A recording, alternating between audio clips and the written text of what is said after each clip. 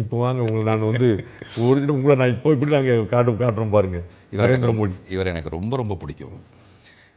எனக்கும் வேற ஒரு நண்பருக்கும் பயங்கர இவரை அவருக்கு பிடிக்காது. அந்த நண்பருக்கு ரொம்ப பிடிக்காது. நான் சொல்லுவேன், இத்தனை எலெக்ஷனில் ஒருத்தர் இவ்வளோ தூரம் அவர் ஜெயிக்கிறாருன்னா, இவ்வளோ வயசானதுக்கு அப்புறமேல அவருக்கு ஒரு ஸ்பெஷல் குவாலிஃபிகேஷன் இல்லாமல் அதை பண்ணுறதுக்கு வாய்ப்பே கிடையாது. இவ்வளோ மக்கள் ஒருத்தர் தேர்ந்தெடுக்கிறாங்கன்னா அவர் எவ்வளோ ஒரு பெரிய தலைவராக இருக்குது. தேர்ந்தெடுக்கப்பட்டவரையே நீங்கள் அவர் குறை ஒரு தப்புன்னு ஏன் சொல்லிகிட்டே இருக்கீங்க? அப்படின்னா தேர்ந்தெடுக்கக்கூடாதுல்ல. அவர் கண்டினியூஸாக ஒரு 3 இல்லையா, இது பார்லிமெண்ட்டில் 3, அதற்கு முன்னாடி அசம்பிளியில் 3. குஜராத் முதலமைச்சராக 25 வருஷமாக அவர் பொலிட்டிக்கல் கேரியர் இருக்குது. 2002 23 வருஷம். இவ்வளோ பெருசாக அவர் சாதிச்சிருக்காருன்னா டெஃபினட்டாக அந்த சாதனைக்கு பின்னாடி அவருடைய நல்ல எண்ணம் தான் ரொம்ப முக்கியமான ஒரு விஷயம்.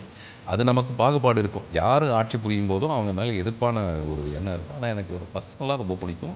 இவ்வளோ வயசு நானே நினைப்பேன், இப்போ எனக்கு கொஞ்சம் சின்ன வயசுலேயே எனக்கு வீங்கலாம் பெயினாக இருக்குது, நடக்க முடியாத சில நேரத்தில் கஷ்டமாக இருக்கும்போது. இந்த சின்ன வயசுலையா? ஆமாம், இந்த சின்ன வயசுலேயே எனக்கு இவ்வளோ கஷ்டமாக இருக்கும்போது இன்னும் சின்ன வயசுல எப்படின்னு தெரியாது. ஸோ அப்போது ஒரு ஸ்டேஜுக்கு அப்புறம் நமக்கு என்ன தோணுனா, இந்த எதிர்மறையான விமர்சனங்கள்லாம் எதுக்கு நம்ம பாட்டெலாம் அமைதியாக வாழ்க்கையோட மிச்சத்தை எனக்கு கூட இப்போ கூட தோணுது, எங்கேயாவது தான் பீஸ்ஃபுல்லாக போய் உட்காந்துடலாமா. எனக்கு 3 வேளைக்கு இட்லி சாப்பிட்றதுக்கு எனக்கு வழி இருக்குது.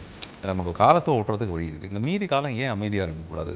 நான் இவர் பல நேரத்தில் இங்கே போய் கஷ்டப்பட்டு ஒரு தமிழில் பேசுகிறது அதெல்லாம் பார்க்கும்போது இவ்வளோ போராட்டம் எதுக்கு ஒரு மனுஷனுக்கு? அப்படின்னா அதை போராடி அதன் மூலமாக அவன் ஏதோ செய்யணும்னு நினைக்கிறார் இல்லையா, அதை நம்ம அப்ரிஷியேட் பண்ணுவோம்.